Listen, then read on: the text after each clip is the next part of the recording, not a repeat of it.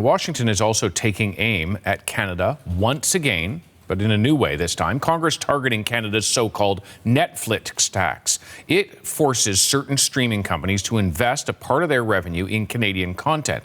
Many Americans want that Canadian proposal ended. Willie Lowry in our Washington bureau. Willie, what exactly is Congress trying to do here?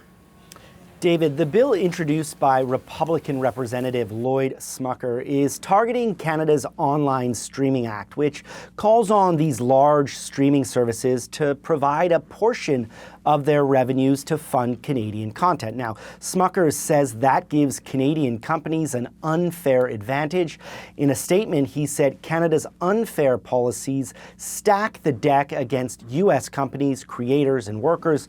This bill would protect American creators and companies while permitting mutually beneficial competition and innovation. Now, at its core, this bill calls on the U.S. Trade Representative's office to launch a Section 301 investigation. That's the unfair trade law practices law, and that could lead to more tariffs on Canadian products. The Trump administration has been using Section 301 of the Trade Act of 1974 to levy tariffs against countries, including Canada. Now, it should be noted that this bill, which was introduced in the House, still faces an uphill battle. If it even makes it to the Senate, it would require 60 votes to pass. Remember, Republicans only have 53 seats, meaning they need to find some support among Democrats.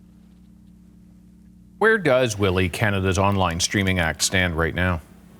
Well, this is the thing. The act, which was passed by the Liberals back in 2022 and then received royal assent in 2023, was designed to protect and promote Canadian content. But David, it still hasn't even been fully implemented, as it's being challenged in the courts by a host of foreign streaming giants, including Amazon, Netflix, and Spotify. It's worth noting here, though, David, that other countries, including the United Kingdom, France, and Spain, have introduced similar taxes to ensure that these large streaming platforms contribute to the countries that they profit from.